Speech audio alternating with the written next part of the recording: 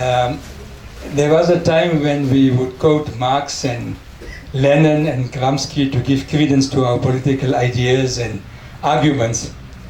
But now, in spite of the big political library I got at home, I didn't know that we now have to rely on Tolkien and Lord of the Rings and Frodo and Gandalf to give us direction. I thought it would have been a little bit more complex and more complicated. But to all the people who've spoken, to particularly the young people, really impressive ideas, challenging, new thinking. And it forces us to begin to look at our past a bit more critically and to be in a more reflective mode. Now, if we look at the 1980s and the early 1990s, that was an important period because it was the period in which we as younger activists, so like Irfan and Zakira and others that are talking now, in the 1980s, we were lighties. And I think our inspiration was the birth of the United Democratic Front. It was a civil society movement come political movement. It had elements of both, but it was able to take the struggle from isolated community-based struggles, small union struggles, strikes, important strikes as they were, or in distinct political events like the anti-Republic Day celebration in 1981. What the UDF was able to do was to give it a national character, a national identity and form, and national cohesion. And as that movement really started growing and the momentum was building, the apartheid state panicked. Like it did in 1960, it slapped a partial state of emergency, I think in 1986, and when that failed, it slapped a national state of emergency. But that moment was so different, because I know Isu always used to say, when the state declared a national state of emergency in 1960, and there was a massive onslaught of repression against the liberation movement, by 1965 it had virtually smashed up the movement. People were imprisoned, Robben Island, long-term sentences, others were killed, others were detained, others had gone into exile. And Auntie Sophie might remember, those were the most difficult years of the movement. But the difference of the 1980s was that as the state intensified its repression, the intensity and the tempo of the mass struggle in the country actually grew and developed. That was a unique feature. And Vali Musa will always say, if there was one mass popular movement of the 20th century that we must really begin to look at very carefully, was the mass movement that we built, the anti-apartheid movement that we built inside the country in the 1980s. Now, so we were young activists, as I said, excited by it, and we thought maybe we were holding the center stage of the struggle. And then comes, 15th of October, Shan, when Kathy, Walter Sisulu, Mlangeni, others, a good number of them, 9 of them, were freed. And that moment, the inspiration it gave us, because for the first time, coming through the state of emergency, you really saw the possibility of change. And last year when we launched the Youth League book, Dr. Ismail Vadi, at that point he was in Standard 8, a student in Lenzai, and he told me they marched from the school to go and listen to Kathy speak the day he was, the week in which he was released at Lenzai. So all the kids, all the scholars from Lenzai, from Len, just abandoned their classes and went to listen to Kathy and Isu speak. And he says he was in Standard 8. And he says, as a young kid, I remember the moment of change is now irreversible. That was that moment. So when we look at what lessons can we learn from that moment? I had the good fortune, I think it was, I'm almost sure it was before Madiba was released in 1990.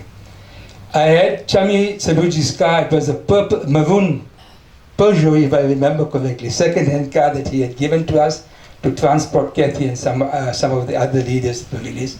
But I had a good fortune. It would have been November of 1989 to drive Walter Sisulu to some meeting.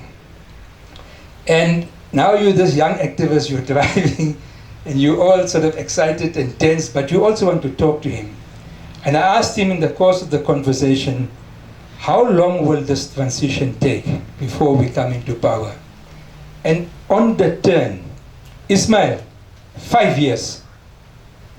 I got a shock of my life. I said, will this transition take 5 years? This negotiated settlement that we all now remember as 1994.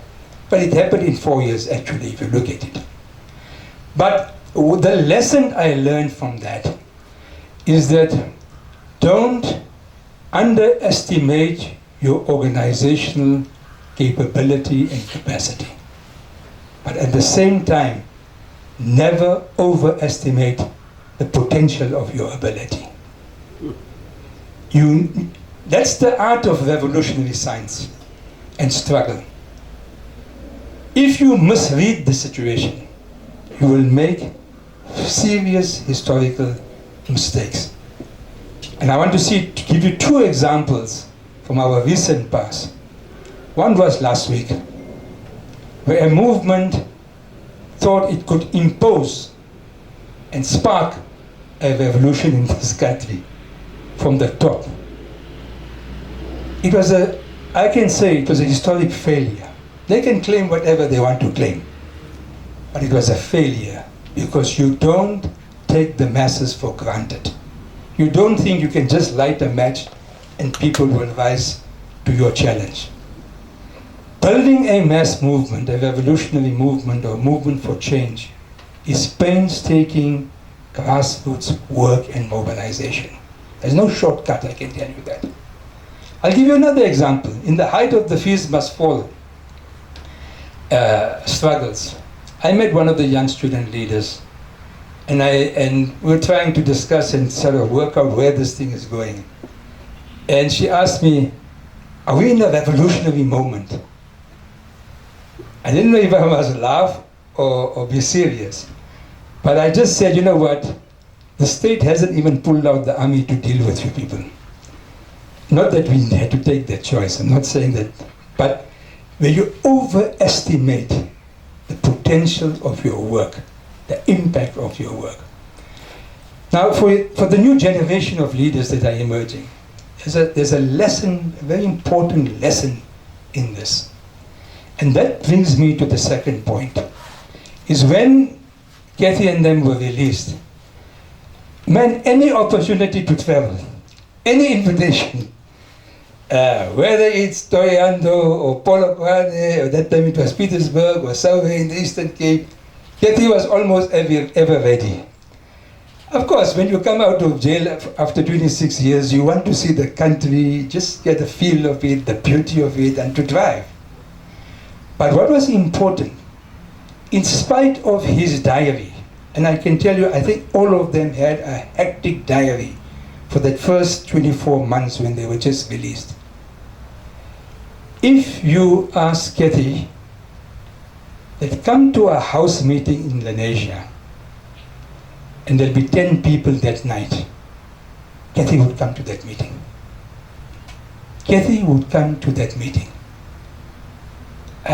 Very much unlike, Shan might remember, there's a former premier of Gauteng, when they were organizing in the early years his public events, and he asked how many people will be there, and they said maybe 250. He said, take it off the diary. See, that's the difference. And the second lesson to learn from this is you need to have a grasp of the big picture, but you also need to understand the local dynamics. You need to have your finger on the pulse of what is the ground. What are ordinary people feeling about something? What's their insight? What lessons can we learn from them? What are their issues that are of concern? So we can theorize and talk and analyze about the international balance of forces, and imperialism and all of the collapse of the socialist countries, etc. And we can talk about the national balance of forces and all that. But if you don't understand the concrete conditions on the ground, you can't blend the big picture with the small detail, you can't be a revolutionary activist. Now, this is the important thing, is the ability to make time, both for leaders, make time for your activists, your younger people on the ground. You know those trips, I can tell you today, if you ask many of the activists from lands, the few who had the opportunity of traveling with Kathy on those trips, till today they talk about it. That this trip, of course, it was fun and just to get to know the person, but it was a learning trip. Kathy was learning from them as young people or from us, and as much as we as young people were just drawing, like our child would draw from the breast of the mother's, from the milk from the breast of the mother. We were just drawing from their wisdom, their experience, their stories, their prison life, etc. But it's that ability. And today, when leaders travel to conferences or meetings, how many activists go with them? Or is it really the blue lights that are racing down the roads? You see, we're losing that. We're losing that ability to work with young people, to build a new generation of leaders. It's patient work, but the fault lies with leaders. But then, there's something wrong also with our young activists. So there are a few young activists, I mean, they now have come out of university. And every time they see me, they say, Uncle Ismail, we must make time to come and see you. I'm waiting for one for the last 6 months. They're very busy. They are busy. They say, it's hectic. I won't mention their names. They are very busy. You'll never learn like that.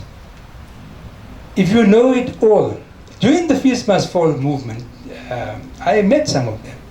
And one of the young persons we taught was, so who in the ANC has sent you to handle me, to be my handler? You see, when you have that kind of an attitude as a young activist, you won't learn.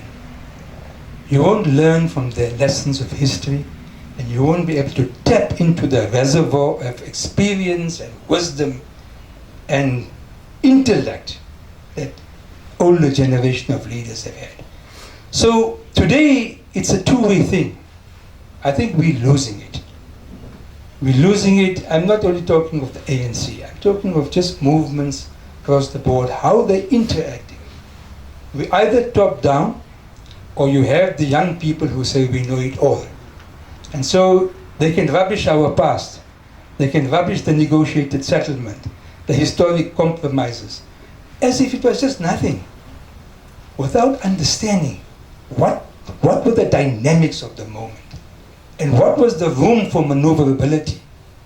And then you begin to chart a political course, a way forward. So that's the second lesson. Don't overestimate, don't underestimate. Keep the national and the local as part of your framework. The third thing is this thing called talent spotting. So I think I'm already alluding to it. You know, in their own way, man. I mean, here were Kathy and them. The only speech he wrote himself, Kathy, was the one he gave at Soccer City when we had the first rally to welcome Walter Sisulu and all of them. That speech, he wrote himself. But subsequently, he would call, and I think even Madiba, even Walter, because I know, some of us were party to that. They wouldn't say, Kathy wouldn't say write a speech for us. He'd just say, put out some points. Put down some points for us. They would call you to private discussions and say, what's your idea about this thing? What they were doing is tapping into the new ideas of young people. Now, today, how many leaders are doing that? How many leaders? We are talking down to people. We don't even talk to our activists, but we're talking down to the masses of our people.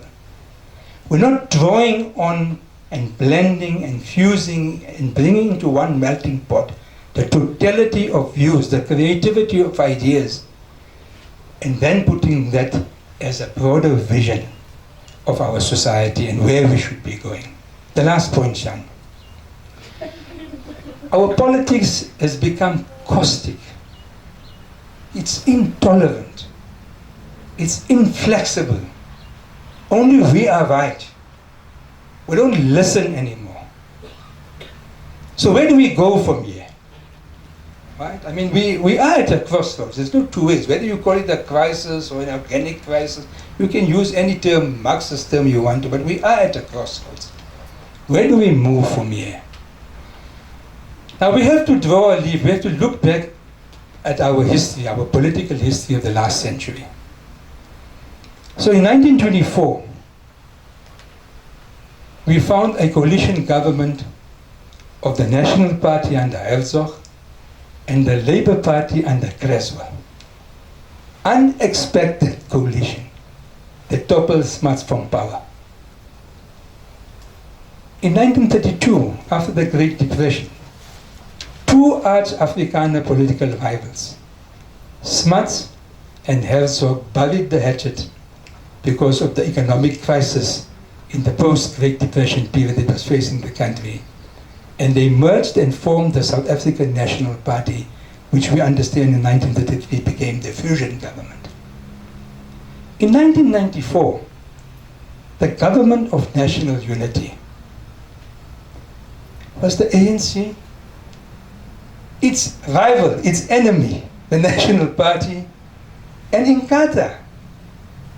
There were serious tensions between the ANC and Inkatha, particularly in KZN. But we formed the government of national unity because we put South Africa first. We put the interest of the country first. Now look at the shambles and the circus that is taking place just in the city of Tshwane. In the last month, 4 attempts to have a mayor, a speaker, and every meeting is either disrupted or adjourned. You can't say that all those parties, I'm not blaming one, you can't say we're putting the people first, man. Now we are putting narrow party political interests and positions and posts above everything else. That is anti-revolutionary. I say it is anti-revolutionary. It's not smart politics. So, I'm just going to throw out a wild idea. Hasn't the time come for 2 of the major parties in this country to look beyond their party box, to open the lids a little bit, from a little song that my kids used to listen when they were young. Open the lids, let some sunlight come in. And shouldn't we begin to talk about a coalition of the bigger parties, because that will be in the best interest of this country. But we cannot have a situation where we're trying to forge coalitions with a whole host of small parties and trading and negotiating, and it's not working out. Let's put the country first.